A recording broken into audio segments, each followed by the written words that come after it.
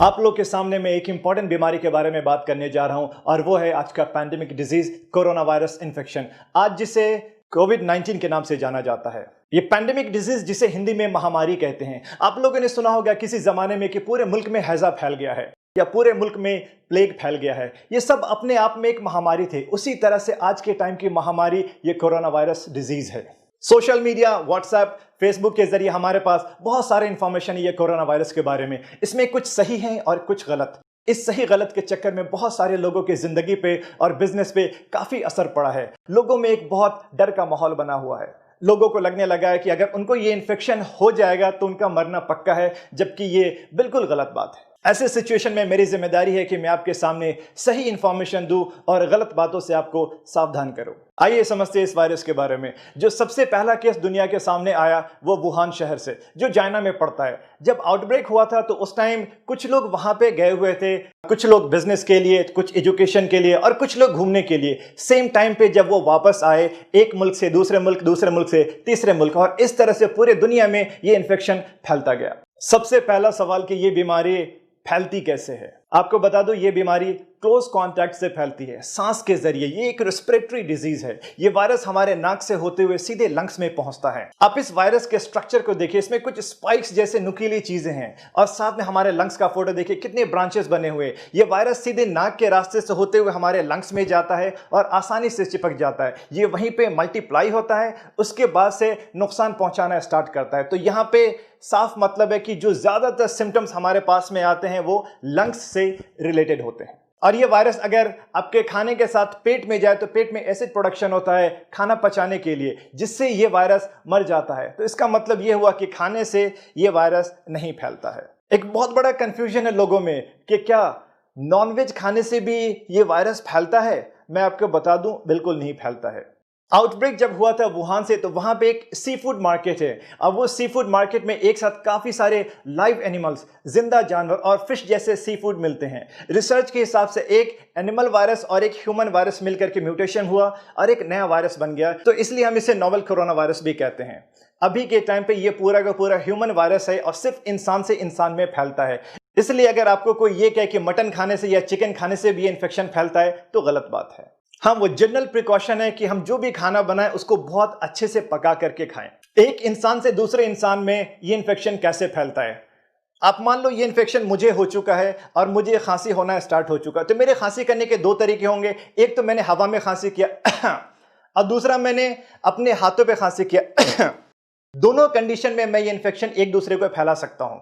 अगर मैंने हवा में खांसी किया तो मेरे मुंह से वायरस निकला और वो 1 से 1.5 मीटर तक जाकर के नीचे चला जाएगा। उस बीच में अगर मेरे अगल बगल में कोई है तो उसके हाथ पे चिपक जाएगा वायरस या उसके मुंह पे लग जाएगा ये वायरस। अगर मैंने अपने हाथ पे खांसी किया और मैं अपने घर पे बैठा हूं तो मैंने पानी पीने के लिए जग को टच किया, फ्रिज खोला या किसी भी सामान को टच किया, और अगर मैं बाहर जाने के लिए निकलता हूं तो मैंने लिफ्ट को टच किया या किसी भी चीज को मैंने टच किया, उस बीच में कोई दूसरा इंसान आकर के उसी सेम चीज को टच करता है, तो ये हमारी नॉर्मल आदत होती है कि हम लोग अपने हाथ को बार बार अपने मुंह पे लगाते हैं, नाक को टच करते हैं, आंख को भी टच करते हैं।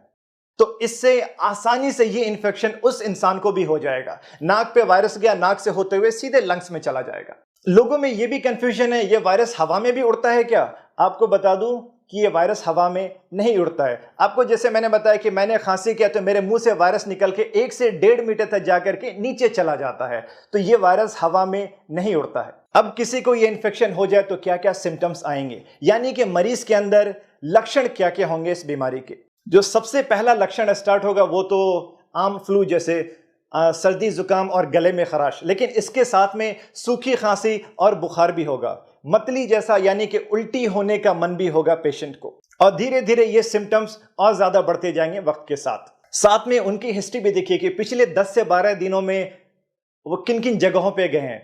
ये अगर वो जगह पे गए जहां पे ये इन्फेक्शन बहुत ज्यादा फैला हुआ है तो फिर ज्यादा चांसेस है कि इनको ये इन्फेक्शन हो सकता है। लेकिन इसका मतलब ये नहीं अगर किसी को भी सर्दी जुकाम और बुखार है तो सभी को ये इन्फेक्शन है। आप साथ में ये भी देखिए उनकी हिस्ट्री के 10 से 12 दिन में किन किन जगहों पे गए हैं। अगर ये उन जगहों पे गए जहां पे ये कोरोना वायरस का इन्फेक्शन बहुत ज्यादा फैला हुआ है तो हाँ, ऐसे केसेस में ये बीमारी होने के बहुत ज्यादा चांसेस हैं। 80 to 85% केसेस में सिर्फ माइल्ड सिम्टम्स आते हैं। माइल्ड का मतलब कि ज्यादा सीरियस सिम्टम्स नहीं होंगे, हल्का सा सर्दी जुकाम और बुखार। लेकिन 10 से 15% केसेस में ज्यादा सीरियस सिम्टम्स आते हैं कि जब सांस लेने में तकलीफ होने लगे, गले में बहुत ज्यादा दर्द होने लगे, जैसे सिम्टम्स लाइक अस्थमा और दमा जिसे कहते हैं, इंग्लिश में शॉर्टनेस ऑफ ब्रेथ या डिस्निया हो जाए।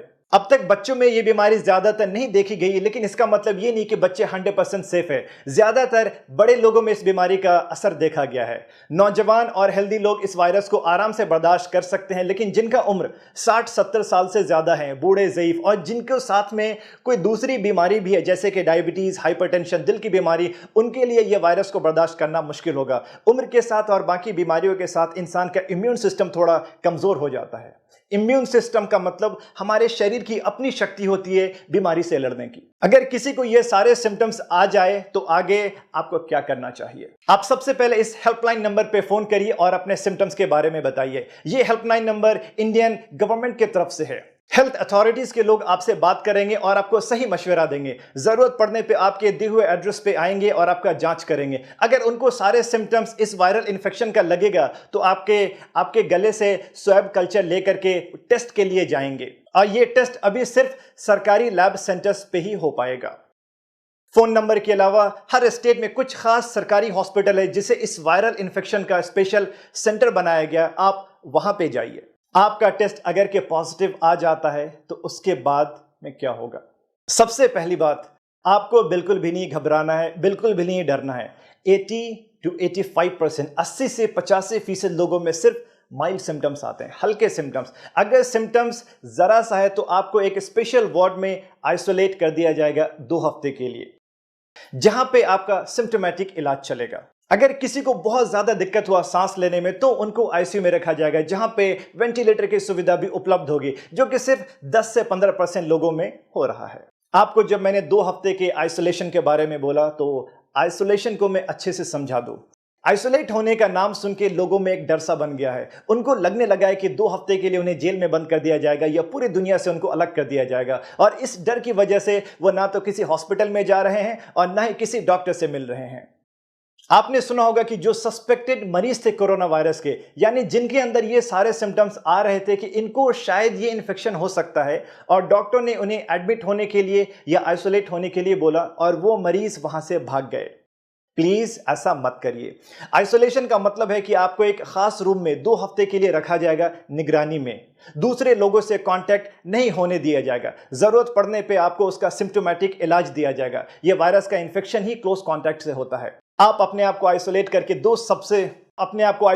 दो सबसे बड़ा काम कर रहे हैं। एक तो बिल्कुल सही टाइम पे आपका इलाज स्टार्ट हो गया, दूसरा आपसे किसी और को यह इन्फेक्शन नहीं फैलेगा। आपके 2 हफ्ते आइसोलेट रहने से सैकड़ों लोगों की हिफाजत होगी, आपकी अपनी फैमिली की हिफाजत होगी, और 2 हफ्ते के बाद आप अपनी आम जिंदगी सेहतमंद होकर के बिल्कुल नॉर्मली गुजार सकते हैं। इस बीमारी का इन्फेक्टिविटी रेट और डेथ रेट कितना है? आइसोलेट होने पे जब इतना फोकस किया जा रहा है तो उसकी सबसे बड़ी वजह है इसका हाई इन्फेक्टिविटी रेट, यानी एक इंसान से दूसरे इंसान में बहुत तेजी से फैलता है। सबसे पहला केस दुनिया के सामने दिसंबर 2019 में आया था, लेकिन आज 21 मार्च के सुबह तक पूरी दुनिया में 2,75,000 से ज्यादा लोग इन्फेक्टेड हो चुके हैं।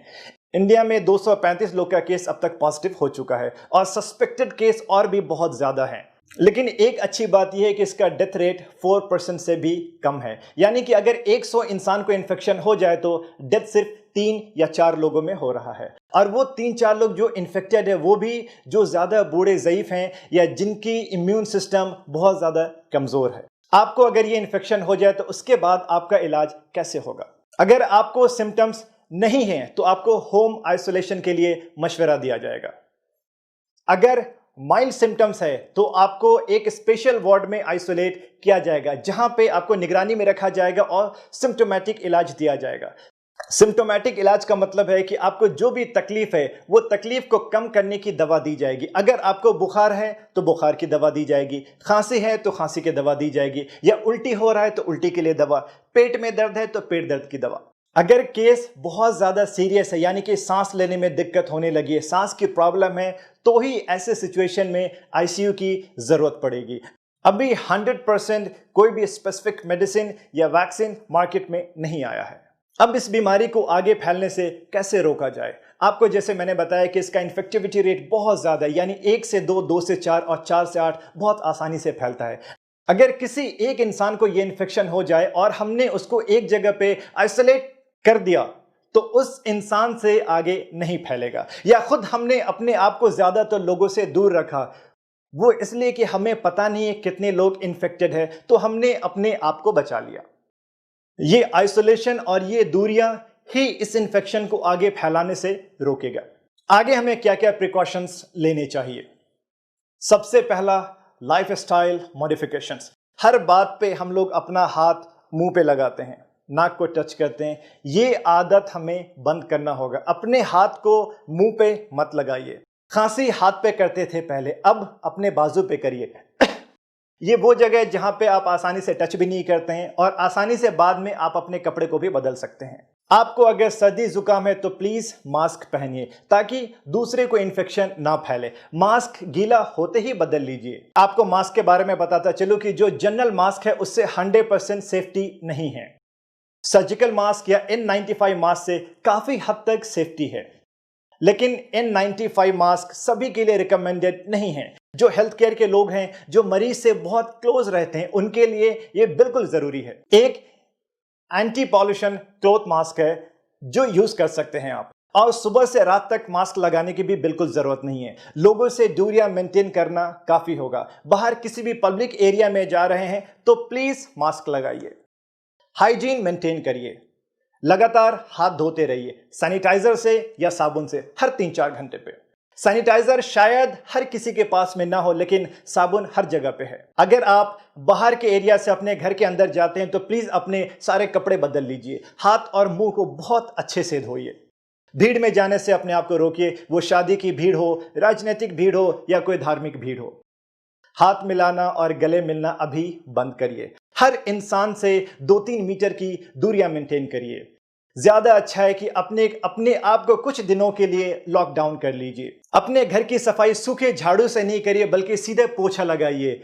वो इसलिए कि अगर एक इन्फेक्टेड इंसान ने खांसी किया तो वायरस 1 से 1.5 मीटर उड़ के नीचे जाता है और वो जमीन में लग जाता है। आपने अगर सूखा झाड़ू लगाया तो वो हवा में फिर से उड़ेगा और दूसरे को इन्फेक्शन फैलाएगा। तो ज्यादा अच्छा है कि सीधे आप मॉपिंग करिए, पोछा लगाइए डेटॉल या सेवलॉन के पानी से, और ज्यादा से ज्यादा पका हुआ खाना खाइए, गर्म पानी पीजिए। आपको मैं दोबारा रिमाइंड करा दूं कि 80% लोगों में सिर्फ माइल्ड सिम्टम्स आते हैं। तो क्या इस बीमारी को हल्के में लेना चाहिए? बिल्कुल भी नहीं। आप में से जो लोग हेल्दी हैं, यंग हैं, आपको इन्फेक्शन हुआ आप बर्दाश्त कर लेंगे, लेकिन आपके घर पे रहने वाले या अगल बगल में जो बूढ़े ज़ईफ लोग हैं या जिनका इम्यून सिस्टम कमज़ोर है, वो इस बीमारी को बर्दाश्त नहीं कर पाएंगे। ये इन्फेक्शन बहुत ही तेज़ी से फैल रहा है। जो हालत आप इटली के देख रहे हैं, न्यूज़ के ज़रिए, वो हालत हमारे हिंदुस्तान में ना फैले।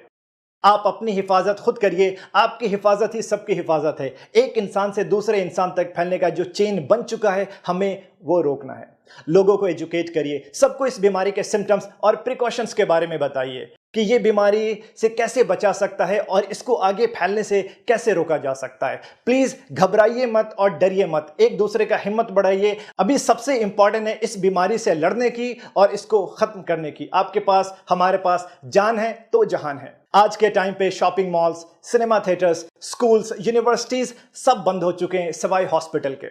हॉस्पिटल में काम करने वाले doctors, nurses, lab technicians, ward boys, guards या जो भी स्टाफ्स हैं हॉस्पिटल के, उनके काम में सपोर्ट करिए और उनका शुक्रिया अदा करिए। ये वो लोग हैं जो अपनी जान को खतरे में डाल के हर किसी की हिफाजत कर रहे हैं।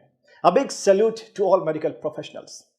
हेल्थ केयर एडमिनिस्ट्रेशन से या हमारे सरकार के तरफ से जो भी इंस्ट्रक्शंस आते हैं, प्लीज उसको फॉलो करिए। इसी में हम सबकी भलाई है। आप सब लोग सेहतमंद रहिए, खुश रहिए और ये कोरोना वायरस से सेफ रहिए। Thank you so much.